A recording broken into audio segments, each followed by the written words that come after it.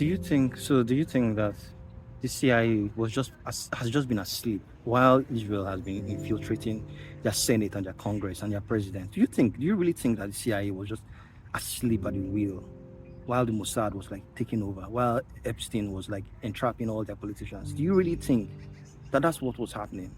Do you know that the CIA studies mind control, parallel universes, alien life? Do you know that they study all these things? Do you know that the CIA is responsible for like coups, assassinations, funding rebel groups, overthrowing governments, like shooting down planes with foreign leaders in it? You know that the CIA does all this as part of its foreign policy. How do you think, right? We know how the CIA does their foreign policy. How do you think that they safeguard their domestic policy? Take a look at the war that they started in Iran. Do you know what it took to plan that war? It meant they had to like negotiate on strong armed governments, all the Arab states around Iran over decades, so that they can put military bases there, arm them, put missile detection systems, install them.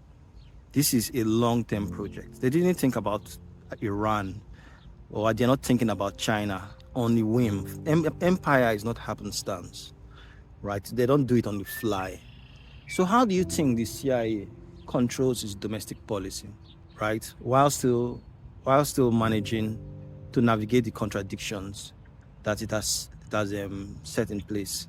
These internal contradictions, where it elevates itself as the arbiter of all morals, as a moral society, where it has to lay down rules of conduct that present itself in the public face as a moral entity, right? How do you think the CIA navigates controlling its domestic policy so that some upstart politician doesn't come and upend a decades-old plan? How do you think it controls a two-party state? Do you think the CIA is just like lying idle and just letting politicians come up through happenstance that can say, okay, no, let's pack it up in the Middle East after spending $2 trillion installing army bases and lobbying governments and strong army governments and destabilizing governments around a particular target, like it's Taiwan policy or it's South Korea policy or it's Japan policy, right, around China, or it's UAE policies, Saudi Arabia policy, with the aim of taking down Iran eventually, or South Korea policy with the aim of taking down North Korea. How do you think it guards against upstart politicians? Do you think the CIA is just leaving it to happenstance so that AOC can come up and eventually say, okay, let's wrap it up? There's no happenstance in empire. Empire is not happenstance. Empire is carefully planned, curated, and orchestrated. Now, how does it navigate these contradictions, where it can be seen to be breaking the law, right, and entrapping or corrupting its own internal politicians? It creates a rogue state.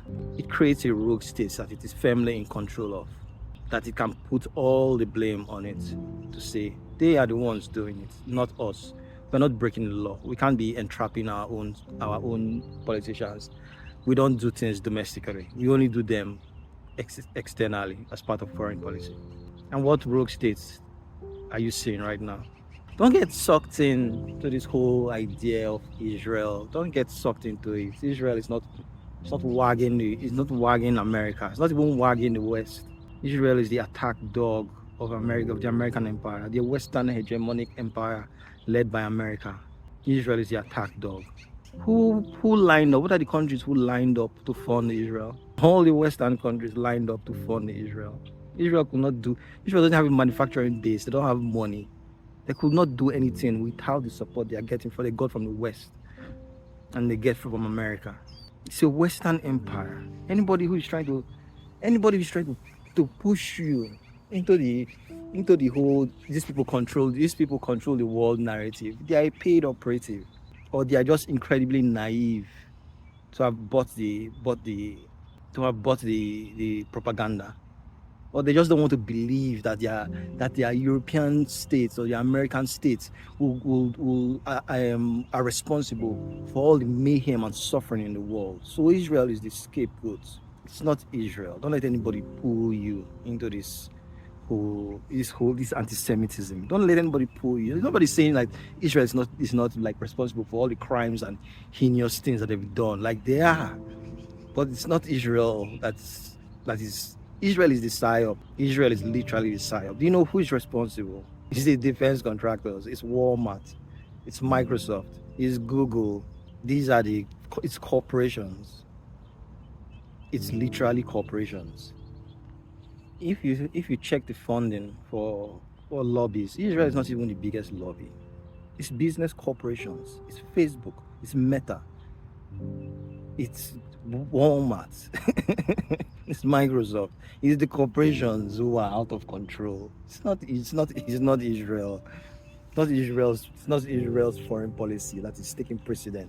It's the foreign policy of corporations. They need the lithium, they need the oil, they need the dollar to be the world standard. It's the corporations. Don't be fooled. Seriously, don't be fooled. Israel is the psyop. It's literally the psyop. Do you think that the CIA has just been asleep while Israel has been infiltrating their Senate and their Congress and their president? Do you really think that the CIA was just asleep at the wheel while the Mossad was like taking over, while Epstein was like entrapping all their politicians? Do you really think that that's what was happening?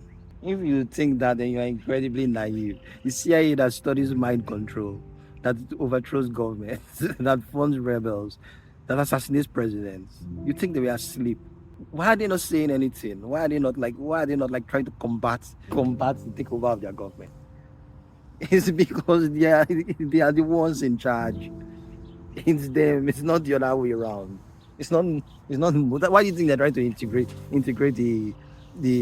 Israel's army into the United States Army? You think it's because Israel is like taking over this thing, taking over America? No, it's like we might as well do it now because the world is going open fascist. There's no way to avoid the fascism of the world because capitalism has reached its logical conclusion, and so the world must go to war.